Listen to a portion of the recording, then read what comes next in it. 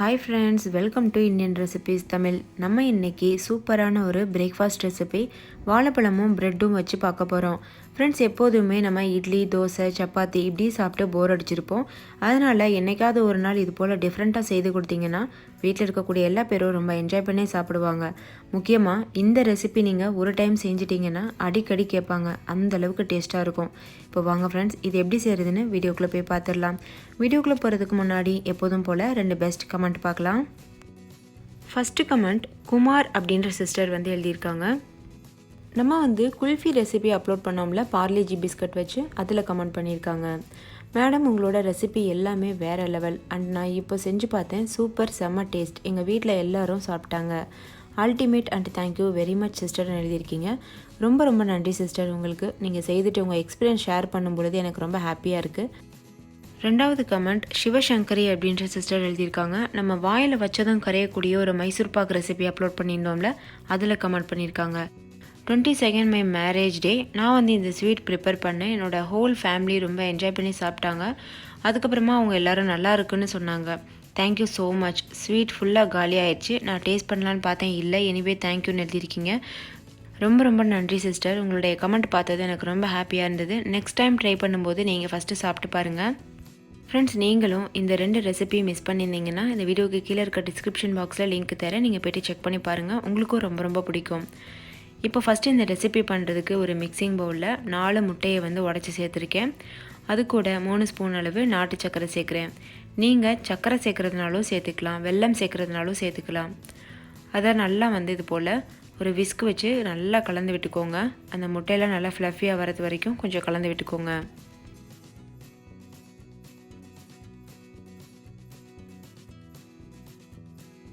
இப்போ பாருங்கள் ஃப்ரெண்ட்ஸ், நல்லா நம்ம சேர்த்த நாட்டு சக்கரை கரைஞ்சிருச்சு. இந்த டைமில் இது கூட 4 ப்ரெட்டை சின்ன சின்ன பீசஸாக உடச்சி சேர்த்துக்கிறலாம். நீங்கள் இது போல் மிக்சி ஜாரில் போட்டு 1-2 அரைச்சி கூட சேர்த்துக்கிறலாம். ஆனால் ரொம்ப நைஸாக அரைச்சிடாதீங்க, அப்புறம் நம்மளுடைய ரெசிபி ஸ்பாயில் ஆயிரும். கொஞ்சம் 1-2 தான் அரைச்சிக்கிறணும். அரைச்சிட்டு நல்லா இது போல் மிக்ஸ் பண்ணி விட்டுக்கோங்க.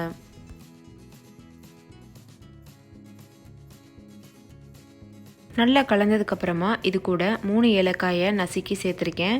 இது நல்ல ஒரு வாசனை கொடுக்கும். நீங்கள் ஏலக்காய்க்கு பதிலாக வெனிலா எசன்ஸ் கூட சேர்த்துக்கிறலாம். இதையும் சேர்த்து நல்லா மிக்ஸ் பண்ணியாச்சு. இப்போது ஒரு இரும்பு கடாயை நல்லா ஹீட் பண்ணிக்கோங்க. ஹீட் பண்ணிவிட்டு நீங்கள் 1 ஸ்பூன் அளவு நெய் சேர்த்துக்கோங்க. இரும்பு கடாயில் தான் செய்யணும்னு கிடையாது, நார்மலான கடாயிலையும் பண்ணலாம். நெய்க்கு பதிலாக எண்ணெய் கூட யூஸ் பண்ணி பண்ணலாம், டேஸ்ட் மாறாது. நெய் சூடானதுக்கப்புறமா நம்ம செய்து வச்சுருக்க மாவை இது கூட சேர்த்துடலாம். ஃப்ரெண்ட்ஸ், நிறைய பேர் கேட்குறீங்க, நீங்கள் எங்கே இரும்பு கடாய் வாங்குறீங்கன்னு சொல்லி. நான் ஆன்லைனில் தான் பர்ச்சேஸ் பண்ணேன். உங்களுக்கு வேணும்னா சொல்லுங்கள், லிங்க் தரேன் இந்த வீடியோக்கு கீழே இருக்க டிஸ்கிரிப்ஷன் பாக்ஸில், நீங்கள் போய்ட்டு கூட வாங்கிக்கலாம். இப்போ இது மேலே நீள் வாக்கில் நறுக்கின வாழைப்பழத்தை வச்சிடலாம். வாழைப்பழம் வைக்கிறதுனால நல்ல ஒரு சுவை கொடுக்கும், ஹெல்த்தியும் கூட. இது போல் ஸ்லைஸ் மாதிரி பண்ணி சேர்த்துக்கோங்க. நீங்கள் சின்ன சின்னதாக குட்டி குட்டியாக நறுக்கி கூட சேர்த்துக்கிறலாம்.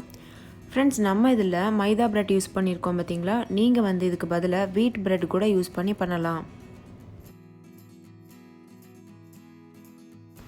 இது போல் நல்லா அடிக்கினதுக்கு அப்புறமா இதை ஒரு மூடி போட்டு மூடிட்டு ஒரு 2 நிமிஷம் மட்டும் வேக வச்சுக்கோங்க. ஒரு பக்கம் வெந்ததுக்கு அப்புறமா லேசாக சுற்றிலும் நெய் ஊற்றி விடுங்க.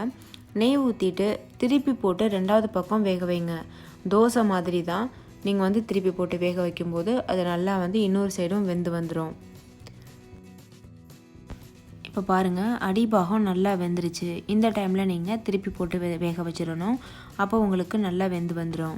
ஃப்ரெண்ட்ஸ், ஒரு சின்ன டெக்னிக்கல் ப்ராப்ளம்னால திருப்பி போடுறதை ஷூட் பண்ண முடியாமல் போயிடுச்சு. ரொம்ப ரொம்ப சாரி. ஆனால் நம்ம தோசை மாதிரி தான், நீங்கள் திருப்பி போட்டு வேக வச்சுக்கலாம். பாருங்கள், இது நல்லா வெந்துருச்சு. 2 பக்கமும் வேக வச்சு எடுத்துகிட்டு வந்துட்டேன். இப்போ பாருங்கள் எவ்வளோ ஃப்ளஃபியாக சூப்பராக இருக்குதுன்னு சொல்லி.